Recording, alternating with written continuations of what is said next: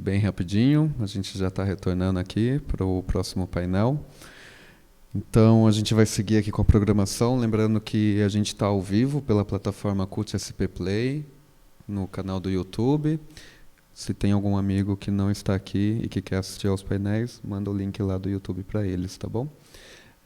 Agora a gente vai para o painel Soluções Criativas para Desafios Jurídicos no Audiovisual, onde a gente propõe um olhar aprofundado sobre como questões legais não precisam ser obstáculos criativos. Pelo contrário, podem ser aliadas na construção de projetos sólidos, éticos e originais. E para isso, a gente convida a Patrícia Carvalho e a Thaís Colli para compor o palco. Recebam elas com um aplauso.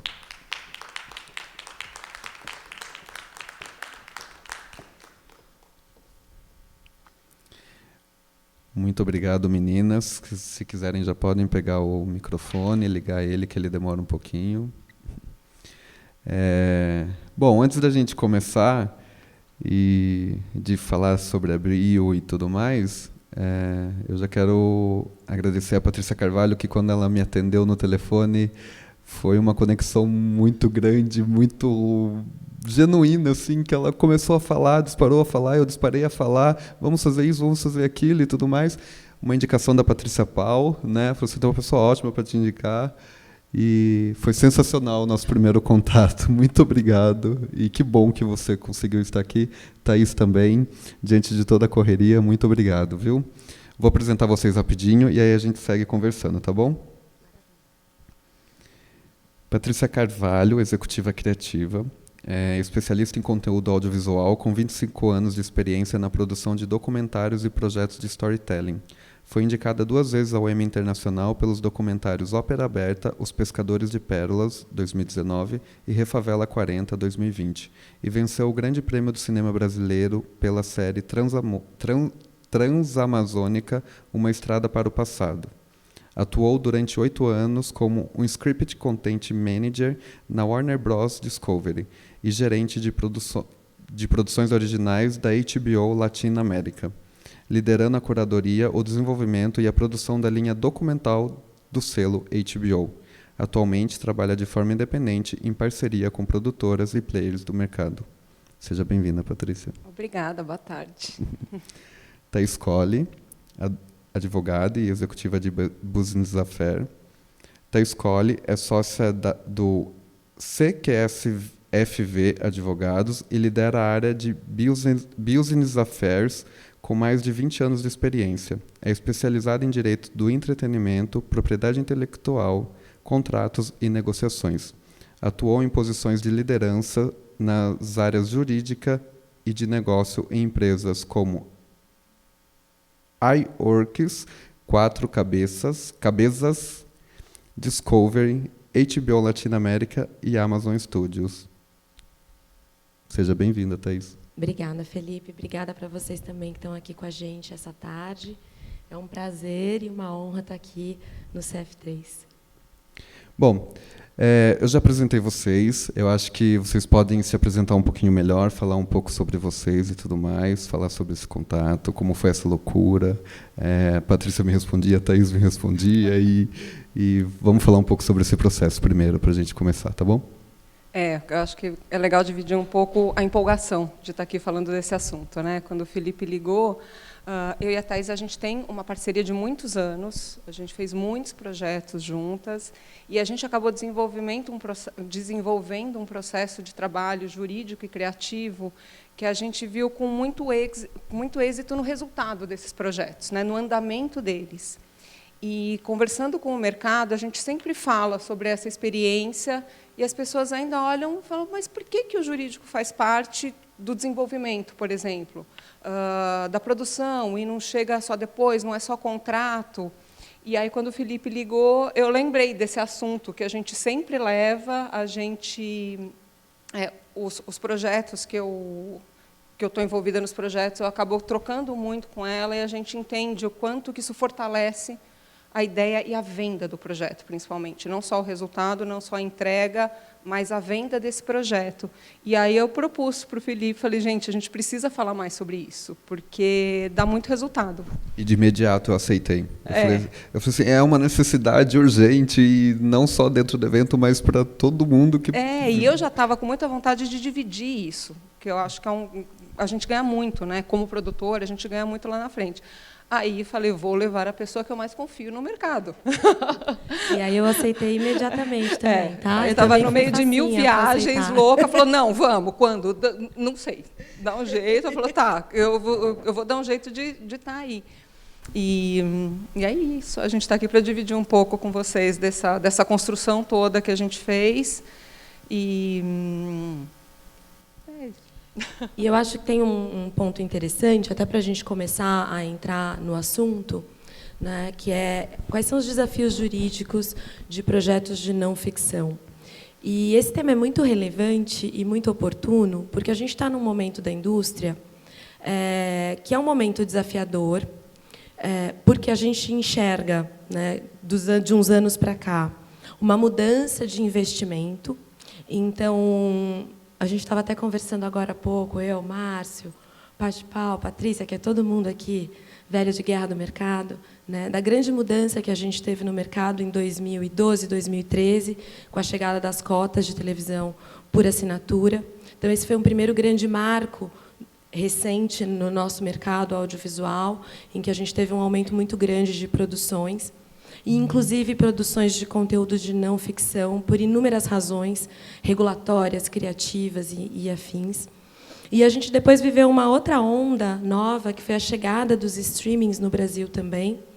E isso também fez com que mudasse muito a característica das nossas produções locais, né? E, nesse primeiro momento dos streamings, veio também um grande investimento privado. A gente vinha de uma indústria que só vinha trabalhando com investimento público, com incentivo público, então entrou dinheiro privado. E agora a gente vive um terceiro momento, que é um retorno desse investimento público, um aumento do número de editais, a Ancine voltando a funcionar um pouco melhor, e, em paralelo, um novo momento dos streamings, em que a gente vê reduzir a quantidade de investimento para a produção de conteúdo local. E por que eu estou trazendo esse cenário para vocês, né? Porque, na medida que a gente vai pensar num projeto, estruturar um projeto, a situação atual do mercado ela é muito importante para começar a definir qual é o caminho que esse projeto vai ter, para entender se ele tem mais aderência a editais públicos ou se ele tem mais aderência ao que streamings e players com dinheiro privado, com investimento privado disponível querem investir.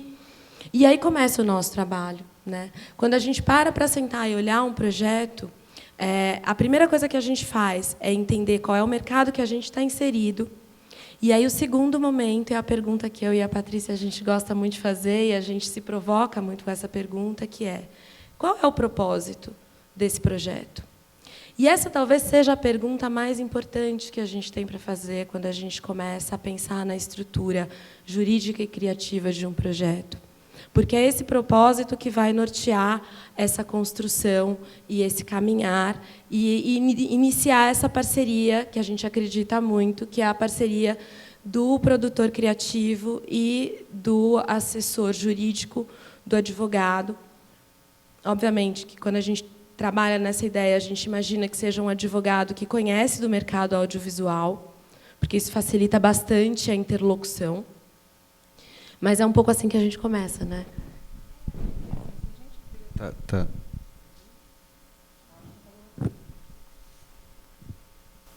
Porque eu acho que o olhar editorial para um projeto criativo, chegar para o jurídico e falar, olha, eu quero contar essa história, e o jurídico olhar e não olhar como, ou você não consegue contar dessa forma, ou como a gente consegue contar, né? Eu acho que essa parceria ajuda muito a você caminhar, inclusive com pesquisa, com a estruturação desse projeto, com um propósito. Qual a mensagem desse projeto? Dela ser clara, e ela precisa ser viável, juridicamente viável. Então, desde o começo, e alinhando como a gente consegue contar isso, e não se a gente consegue, Isso faz toda a diferença para o seu projeto ficar sólido, ele parar em pé. Você quer complementar, Thaís? Tá. Eu gostaria que algum assistente de palco aqui, por favor, trocasse o microfone aqui para a gente, a bateria. Alguém pega aqui o microfone para a gente? Tá vindo. Eu vou complementar um pouquinho, então, falando desse processo criativo, dessa união do processo criativo, de como olha esse projeto com o jurídico. O entendimento, acho que a primeira coisa é deixar muito claro que projeto é esse, né? Que mensagem é essa, que recorte é essa, que acessos que a gente tem para contar essa história. E também tem uma questão ética e moral, de você pensar por que a gente vai mexer, pensando mais especificamente, né, em true crime e biografias também. Por que a gente está contando essa história? O que a gente quer levar com isso, né?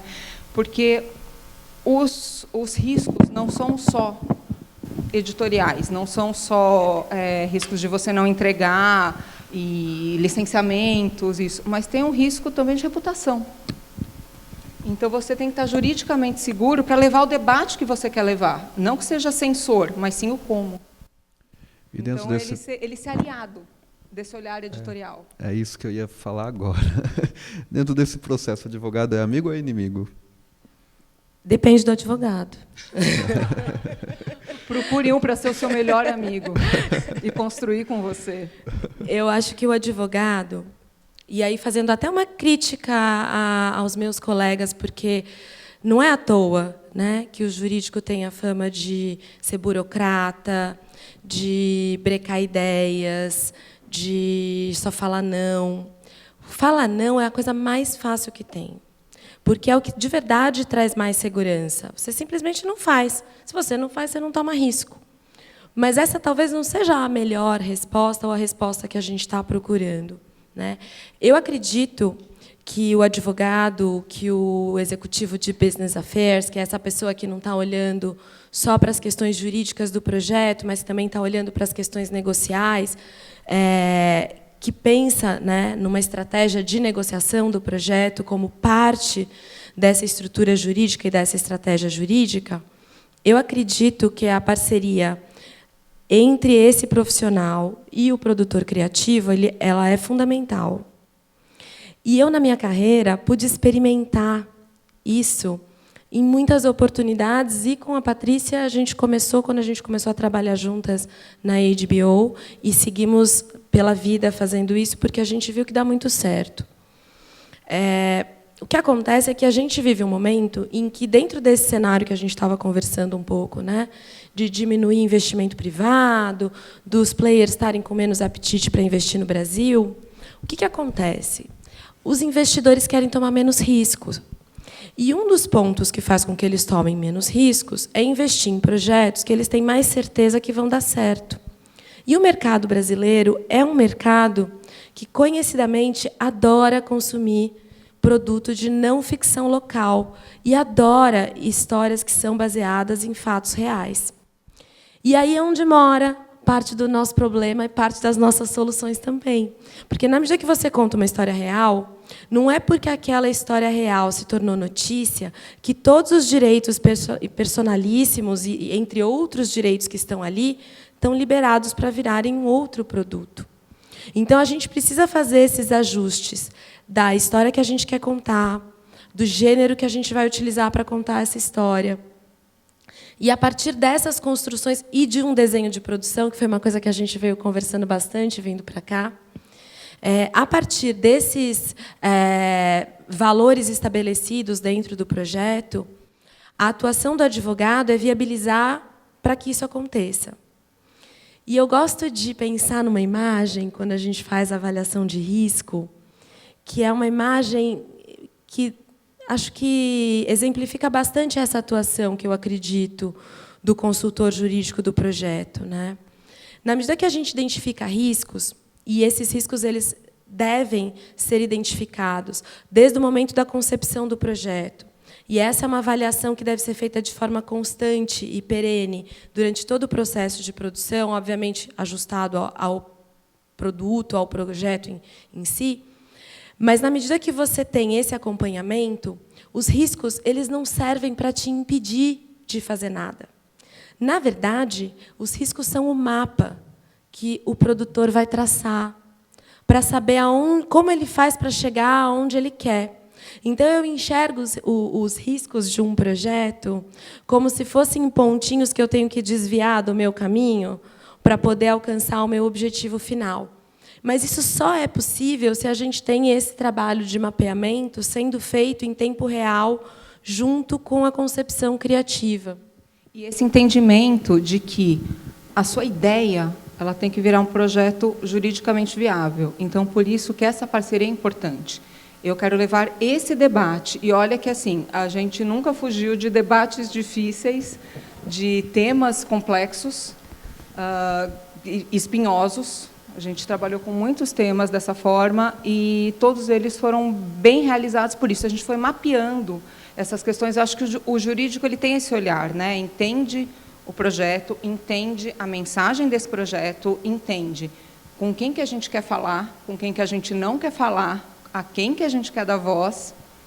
E nisso, aqui é um alerta, aqui não é. Como é que a gente faz, então, para driblar isso e ser seguro de não pegar leve nesse debate, né? Então, tem algumas estratégias jurídicas também que nos protegem muito, como disclaimers, como entender quando você precisa de uma autorização, quando é melhor não pedir. A gente fez um projeto juntas, que era um projeto do gênero jornalístico, com produção e exibição desse conteúdo semanal. E foi uma experiência maravilhosa, porque, na medida que você tem um projeto jornalístico intenso, com temas políticos e atuais, na medida que você tem um projeto semanal jornalístico com essas características, como é que a gente administrava os riscos, né? Esse projeto realmente era uma atuação em tempo real mesmo. A gente tinha uma equipe fixa, jurídica, que revisava todos os roteiros. A gente tinha uma planilha de controle de fair use, porque, dentro do conteúdo jornalístico, como é um conteúdo que você produz de maneira atual, de um modo geral, ele não tem uma tendência de um lado ou de outro. A ideia é trazer um fato verídico, que nos dias de hoje é cada vez mais difícil, mas esse é o objetivo. E então a gente pensava como é que a gente cria estratégias para administrar o tamanho de risco. Então, por exemplo, uma das coisas que a gente fazia, por ser um conteúdo jornalístico, era a utilização de fair use. O que é o fair use? É aquele famoso conhecido dos produtores que vocês amam, que é o uso de pequenos trechos sem ter que pedir autorização de direitos autorais. E esse é o grande sonho do produtor, fazer só fair use, porque não tem que pedir autorização para ninguém. E a gente conseguiu criar uma metodologia para administrar uma quantidade de minutos específica que a gente conseguia trazer a informação sem fazer um uso muito exagerado daquele conteúdo, porque a gente não tinha autorização para inserir no nosso projeto principal. E então a gente foi criando algumas estratégias, mas se vocês me disserem, Thaís, você acha que isso se aplica para qualquer projeto? Eu vou dizer para vocês, não. Essa foi a metodologia perfeita para esse projeto. Enquanto eu estive à frente do projeto e eu estive à frente dele por 2 anos e meio, a gente nunca teve nenhum problema jurídico. Então, eu entendo que foi uma fórmula que deu certo. Mas para aquele projeto específico, né? Cada projeto precisa ter um olhar customizado, a gente precisa entender quais são as necessidades dele. Eu ia falar exatamente isso, que cada projeto tem a sua necessidade, o seu fluxo, né? Então, isso tem que ser pensado de acordo com a natureza do projeto mesmo, né? Esse a gente precisava de uma intensidade, a cada vírgula era aprovada também juridicamente. Porque, é claro, era um grande player e o player não queria assumir risco. Então, essa confiança de que a gente consegue levar o debate, mas de uma forma que não gere alguma questão complexa para a marca, para esse player, era essencial. Então, era muito próximo. E tem outros projetos que o jurídico ele pode entrar pontualmente, claro, durante todo o processo, mas em alguns momentos. No fim do roteiro, para ver no começo dessa... Deixa eu começar. No começo dessa estruturação, desse entendimento, desse debate, e alertando os caminhos seguros de seguir. Aí depois, no desenvolvimento, é importante ter o olhar em cima do roteiro, em cima dos acessos, em cima a gente precisa de um contraponto? Não, a gente não precisa. Eu não gostaria de falar com esta pessoa que faz parte dessa história. Como é que a gente pode falar sobre ela, seguramente sem precisar ouvi-la, por exemplo? Então, no desenvolvimento também é importante, durante a produção, principalmente lidando com projetos de não ficção, porque eles mudam muito nesse processo, né? Documentários, reality shows, eles são muito vivos, eles dependem das pessoas ali. Então, eles são muito vivos. Então, já neste momento de montagem, de roteiro final, de entrega, também é importante esse acompanhamento criativo mesmo, do lado do editorial, para falar, estamos bem? Conseguimos seguir? Então, vai muito além de licenciamentos, vai muito além de contratos e de acessos. Não, eu queria saber quais são os maiores erros jurídicos assim que vocês observam dentro das produções, né, tanto de documentário como de não ficção. Não chamar o advogado no começo do projeto. É o maior erro jurídico, porque qualquer erro jurídico no começo do projeto, ele é menorzinho, ele custa mais barato para resolver, ele tem um impacto menor na criação. Você tem menos você tem menos retrabalho, porque você está olhando para aquilo antes de começar a, por exemplo, escrever um roteiro, escolher uma perspectiva de uma história. Uma vez chegou um projeto para eu e a Patrícia analisarmos, e até chegou para mim esse projeto, e eu achei que tinha alguma coisa nele que não fechava, era um true crime, uma história conhecida, mas que não tinha ainda tido uma decisão judicial final, e não vai ter, e talvez não tenha nunca. E aí eu chamei a Patrícia e falei, me ajuda a olhar esse projeto, porque tem alguma coisa aqui que, juridicamente, eu sei que ele não fecha, mas, do ponto de vista criativo, talvez tenha uma saída. E, nas nossas discussões, a gente inverteu a maneira de contar aquela história. O que era o crime principal virou pano de fundo, então o fato de não ter uma conclusão ainda do julgamento final ficou menos importante, menos decisivo para contar aquela história. E a gente trouxe o foco para algumas vítimas que queriam falar sobre aquele ponto.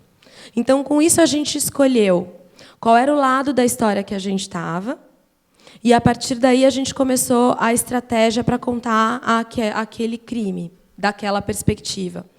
E esse também é um ponto interessante, né, da diferença, né, do documentário para o conteúdo jornalístico, e por que no documentário a gente tem menos liberdade de usar determinados materiais do que, por exemplo, você tem no conteúdo jornalístico. Porque a gente fez uma escolha narrativa de ouvir só um lado da história. E, se fosse um conteúdo jornalístico, a gente não ia ter essa liberdade. Então, a gente fez o quê? A gente escolhe o documentário. Então, vejam que também a definição do gênero daquilo que você quer produzir é importante também como parte dessa estratégia jurídica, mas você só consegue fazer isso se você tem essa conversa antes de começar a criar o projeto. E depois isso vai ter um impacto gigantesco em todo o processo de produção dele. E aí, só para complementar esse raciocínio, e aí também ouvi perguntas, enfim. Um outro ponto que eu acho que é relevante trazer dentro desse universo de histórias reais e dessa parceria jurídico-criativa, para buscar investimento privado, projetos que envolvem histórias reais, especialmente se são histórias controvertidas, biografias menos, é mais tranquilo, mas se vocês querem contar e surfar essa onda de true crime, um dos documentos que vem sendo exigido dos produtores é um estudo de viabilidade jurídica do projeto, como uma entrega preliminar do desenvolvimento. Então, isso que a gente está falando da viabilidade jurídica, ela é importante para toda a construção do projeto, obviamente, é para isso que a gente está aqui conversando, porque nós gostamos de contar histórias, né? Mas ele também é importante para entender a tua capacidade de captar investimento para o projeto. Então, tem um aspecto prático para isso que eu acho que é importante e relevante de trazer para vocês. Eu acho que, complementando um pouco, né, sobre o erro jurídico de você não ter o advogado desde o começo, é que, se você tem um processo, claro que todo projeto te exige uma análise jurídica de entrega, né, de delivery desse projeto. E quando essa análise jurídica ela vem muito fria lá na frente, ele vai ver muitos empecilhos que talvez pudessem ter sido resolvidos antes de forma muito simples, que vão desde imagens de arquivo até algumas falas ou algumas citações, alguns nomes, algumas pessoas que poderiam ter sido ou evitados ou contornados antes. Então, você volta a ter, você acaba impactando na sua entrega, no seu orçamento, no seu cronograma, voltando para rever o que a gente pode colocar no lugar. Então, antecipando tudo isso, ele sai muito mais barato. Né? E a entrega muito mais... você cumpre muito melhor todos os prazos e todos os valores que você se comprometeu. Certo.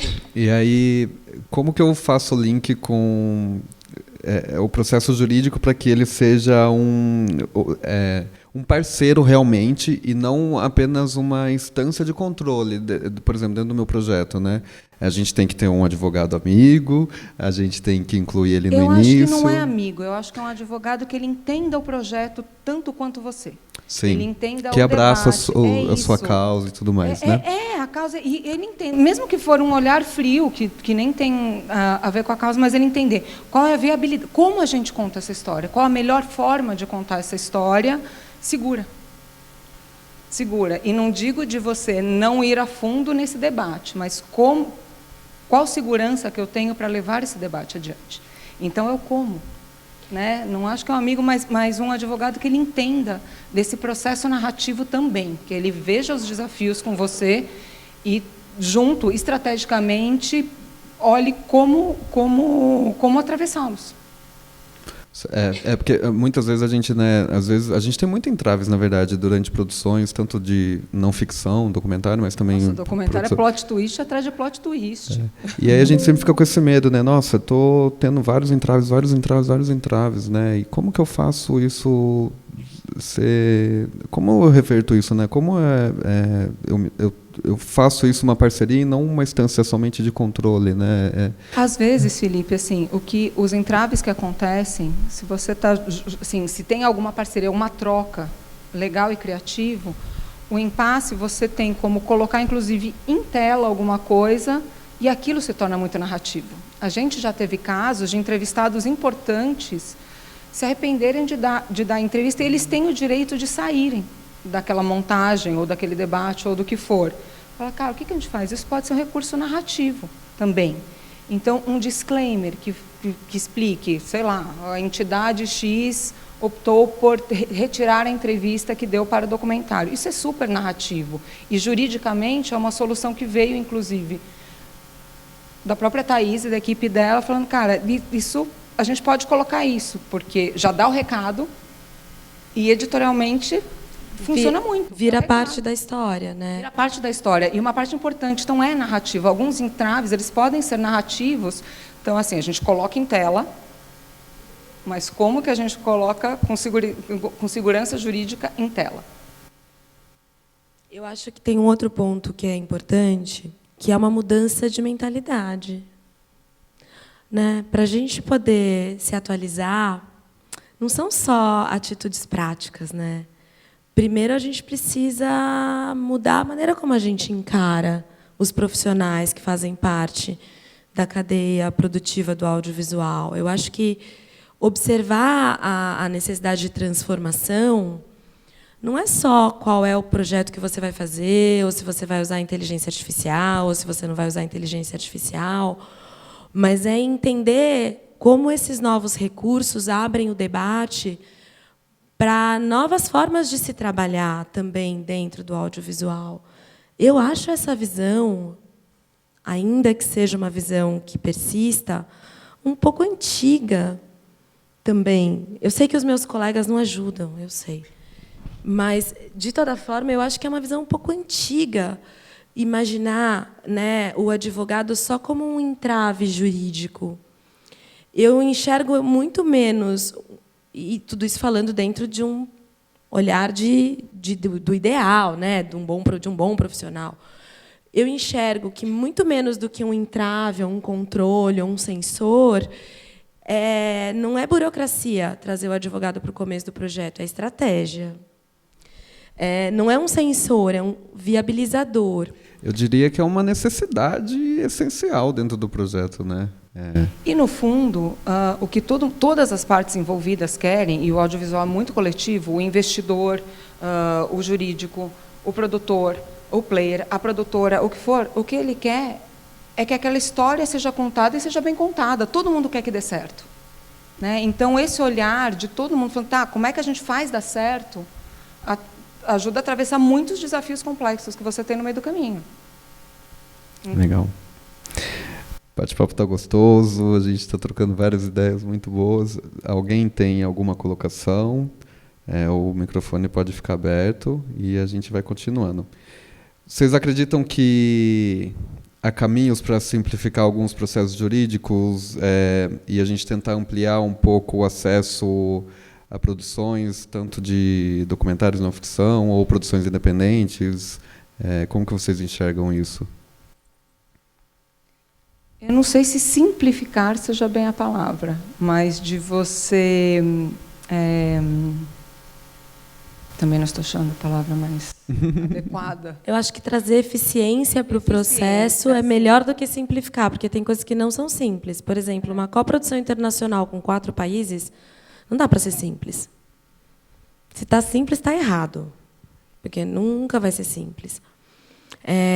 Tem situações que não são simples pela natureza da situação, mas você pode lidar com elas de uma maneira mais eficiente, né? Eu acho que talvez não dê para simplificar o processo, mas dê para simplificar as pessoas, né, que lidam com eles. Assim, talvez se você lidar com mais simplicidade, você vai ser mais eficiente em buscar um resultado. E aí eu volto para o ponto que você trouxe, que é olhar sempre para o projeto.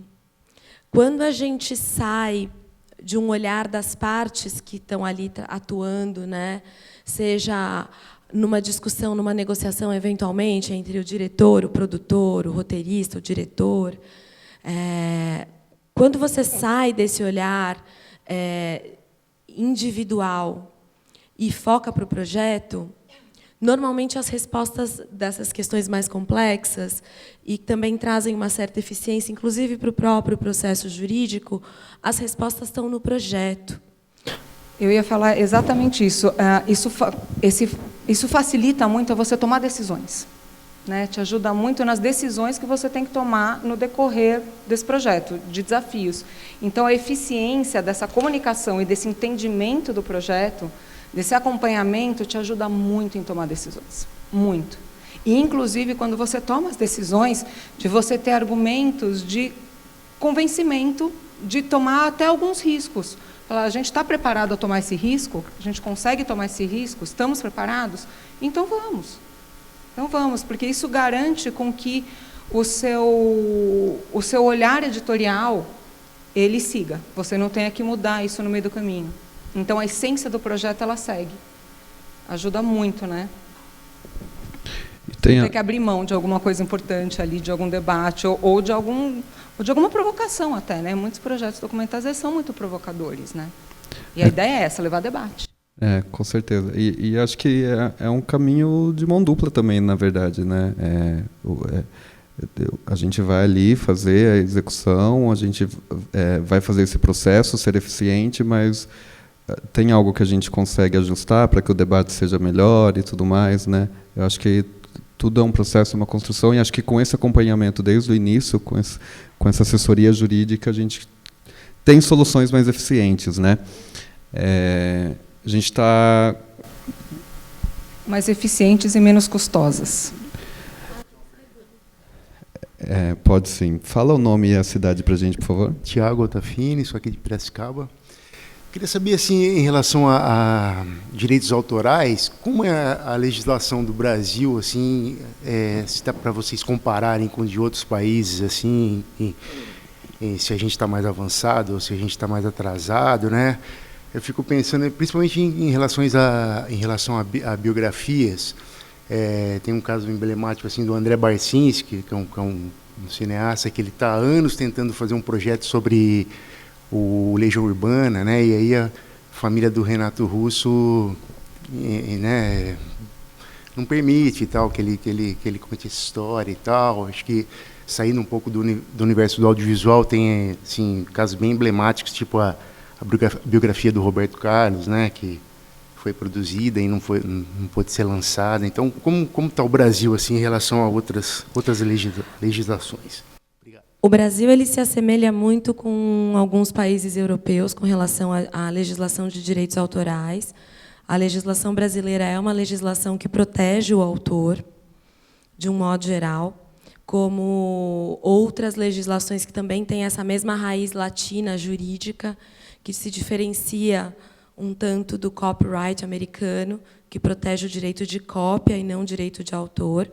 Eu não acho que o Brasil está mais atrasado em nada disso. Eu acho que, assim, do ponto de vista de discussões relevantes e atuais, sim, talvez a gente esteja mais atrasado em uma ou outra questão, né, principalmente com relação à regulação do vídeo por demanda, que é uma questão que está em debate.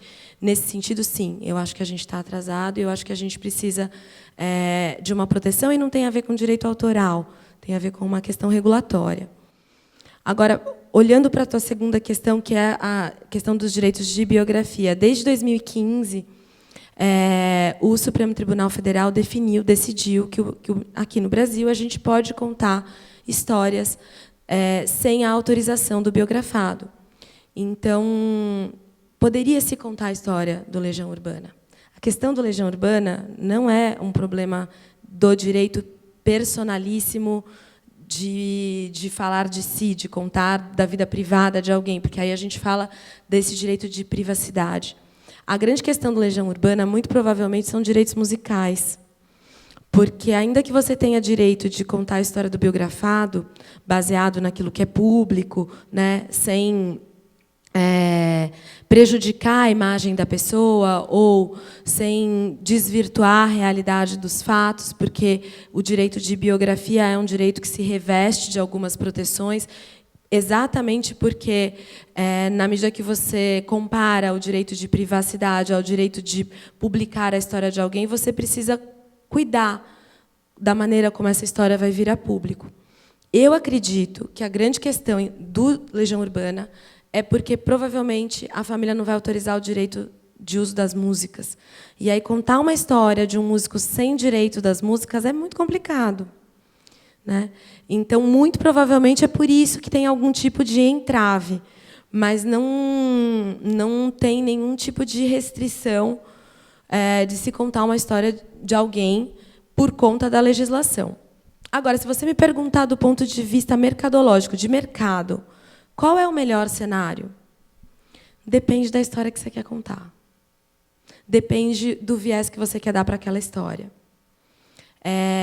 Conseguir os direitos do biografado podem fazer sentido na medida em que você pode adquirir exclusividade na forma de contar aquela história. Então, você pode ter exclusividade para usar as músicas, exclusividade para usar, eventualmente, um material de arquivo, porque esses são direitos que não estão incluídos dentro do direito de biografia que o Supremo Tribunal Federal, via ADI, autorizou a gente a contar, porque são direitos que impactam outras questões. Então, é um pouco esse olhar estratégico que é importante você ter desde o comecinho do projeto para poder viabilizá-lo. É um pouco isso mesmo. Quer complementar? Não? É porque a autoridade falou aqui. Foi uma aula, né? Não, mas eu acho que é importante pensar isso, né? Porque é uma cadeia de direitos. E, muitas vezes, você pode ter o direito de contar a história daquela pessoa, mas, sendo um músico, você não tem os direitos das músicas, porque é um direito de gravadora, tem outras pessoas envolvidas. Então, é uma cadeia de direitos a ser analisada, e, às vezes, é isso que você falou, alguma coisa que impede e a gente nem sabe o que é. Então, esse mapeamento de todos os direitos necessários para contar essa história pode, inclusive, fazer com que você mude o viés de contar essa história, né? Se você quer contar a história, não sei, é do Renato Russo ou é da banda? É do Renato Russo como ele virou o Renato Russo do Legião Urbana? Então, são vários vieses ali. É o filho dele olhando para ele, então a gente precisa de tantos direitos de música. Então, ali tem uma estratégia editorial e jurídica, que foi um exemplo prático, tá, do que a gente faz. de como contar essa história, que história que a gente tem, ou que material. Às vezes acontece isso, a pessoa tem um acesso a um material muito incrível e exclusivo. de algum artista X. Você fala, tá, que história a gente pode contar a partir desse material? Que lado é esse dessa pessoa que a gente quer trazer? E o que a gente consegue? Qual a narrativa que a gente vai construir? Qual a narrativa que a gente quer e como a gente consegue? Porque, às vezes, você empaca em outros direitos que ali a gente não vai conseguir. E isso pode impedir o projeto, ou fazer com que o projeto leve 10 anos, 15 anos para ir adiante. Então, é uma visão estratégica mesmo, de como contar essa história, de como levar o debate que a gente quer levar. Sensacional. Mais alguém tem alguma pergunta? A gente tem uns minutinhos ainda, meninas. Se vocês também quiserem colocar mais alguma coisa. Ali já está dando negativo, mas a gente tem uns minutinhos ainda diante do meu relógio, tá bom? Alguém mais quer contribuir com alguma fala, alguma coisa? Não? Então, eu acho que nós demos um start, né, num debate muito importante, muito potente. Eu acho que, desde a nossa primeira conversa, Patrícia, eu senti muito essa necessidade, né? E claro que a gente faz umas provocações, né? E é muito legal você falar sobre a mudança de mentalidade, Thaís, porque é exatamente isso, né? Quando a gente coloca ali o processo jurídico desde o início do projeto, pode ter certeza que muitos processos serão eficientes, serão mais efetivos, na verdade, né? E os projetos eles são muito diferentes. Então, se você tiver uma análise jurídica lá na frente, né, mais fria, fica muito impessoal também, é meio estranho falar, né, lidando de projetos, mas a natureza dele te fala um pouco. Uma biografia é diferente de um reality, que é diferente de um late show, que era o que a gente fazia, que é diferente de um true crime, que precisa de uma atenção maior também, porque a gente lida com crimes, com reputação, com um monte de coisa. Então, a natureza do projeto vai acabar dizendo, né? E esse olhar jurídico vai te ajudar muito, muito. Bom, você quer uma pergunta? Vamos lá. Temos tempo ainda. Meu nome é David Evaristo, né? Eu trabalho com audiovisual também. A minha pergunta é mais em relação a materiais de arquivo e internet, né? Porque nesse processo de fazer esses filmes mais experimentais, assim, a gente acaba usando esses materiais de YouTube, às vezes baixa sem autorização, às vezes tem para usar, mas a gente acaba caindo, às vezes, por exemplo, se não é um material que foi produzido para uma emissora, por exemplo, como que a gente consegue a autorização desse processo? Porque os vídeos são repostados e isso acaba se perdendo, né? Como que é esse processo para lidar com esse tipo de material que é mais difícil de encontrar quem é o responsável por ele, né? Principalmente desses vídeos feitos por celular, né? Esses processos assim. Porque às vezes num filme a gente quer um frame, alguma coisa assim, mas é isso, são vários framezinhos que a gente vai usar e vira um recorte, né? Como que faz esse processo para lidar com esse tipo de material de um ponto de vista jurídico para evitar problemas no futuro, né? Porque a gente nunca tem que sabe autorizar. né? Tem que autorizar esse material, porque o que acontece é o seguinte: quando você está montando um filme, um longa, seja ele de ficção ou documental,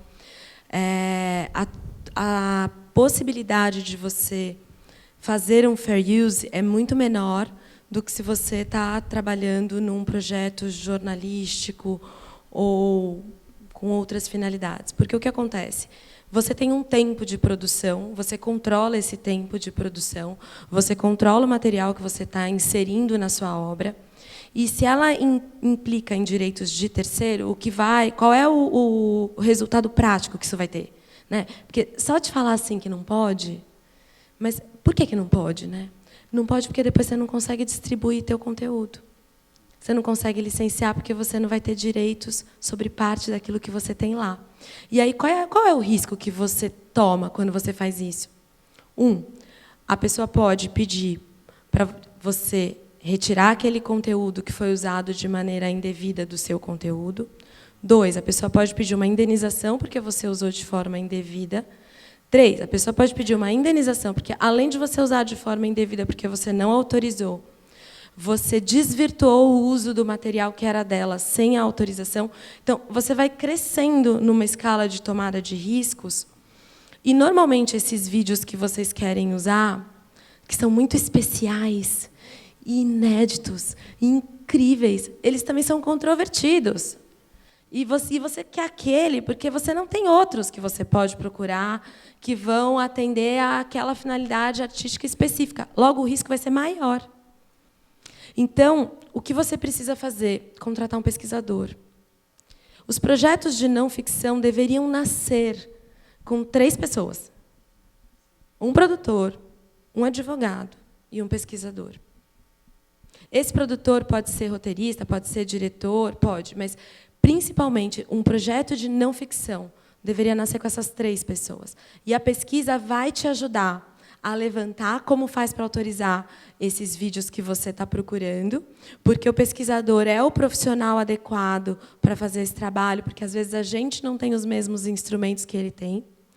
E esse trabalho da pesquisa ele é fundamental para assessorar tanto o caminho criativo do produtor, porque ele vai ter um conhecimento mais profundo sobre aquele assunto, talvez de uma perspectiva que ele ainda não tenha abordado anteriormente, e ele vai servir também de subsídio e de fundamento para a verificação de fatos, que é um outro trabalho que esse advogado vai fazer também.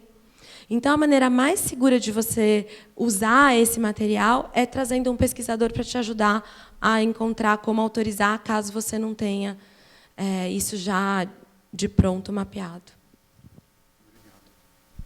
E faz parte daquela pergunta, né, que é um erro jurídico grandão, na verdade, né? Produzo, executo e depois, vou distribuir, mas e aí? Eu tenho conteúdos ali dentro que, se for pego, já era.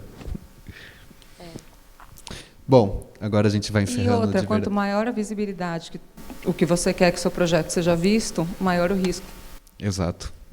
Quanto mais expansão... Exato. A vida é assim, na verdade, né? A vida é assim. Então, acaba sendo um problema pequeno pode virar enorme, né? E esse ponto do pesquisador é muito legal. Acho que vale até a gente pensar em uma outra novo conversa, tema. Porque realmente é uma tríade ali que deixa teu projeto em pé, né? Ano que vem, no CF3. E muitas vezes a gente ouve, o debate é maravilhoso, está super bem estruturado, o projeto está legal, mas como é que a gente vai ilustrar isso? O pesquisador tem uma parte importantíssima nisso, né?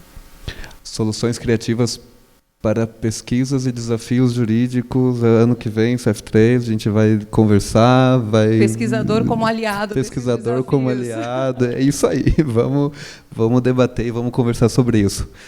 Patrícia, Thaís, obrigado mais uma vez.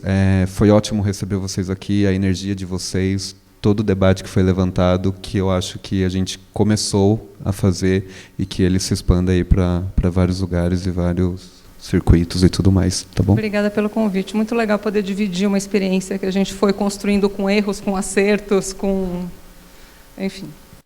Muito obrigada. E olha, eu vou falar uma coisa para vocês. Eu amo fazer o que eu faço. Eu sei que a gente teve um momento de terapia antes, né? Sei, não sei. Não, gente, é maravilhoso fazer o que a gente faz. É uma honra contar história. É uma maravilha poder levar coisas boas para as pessoas num mundo tão maluco que a gente está vivendo. Então, eu acho que eu encerro aqui a nossa fala dizendo do privilégio que é poder usar esses instrumentos que a gente tem para trazer coisa boa para a vida das pessoas, trazer conhecimento, espalhar a cultura, né? Tá bom que às vezes a gente faz umas coisas que não são tão incríveis assim, uns projetos não são tão maravilhosos, mas, enfim, a grande maioria e a gente pode contribuir de uma maneira ética, correta, feliz, inspiradora, para construir um mercado sólido, né, que é o mercado brasileiro de audiovisual. É isso. Isso aí. Uma salva de palmas, gente. Obrigada, gente.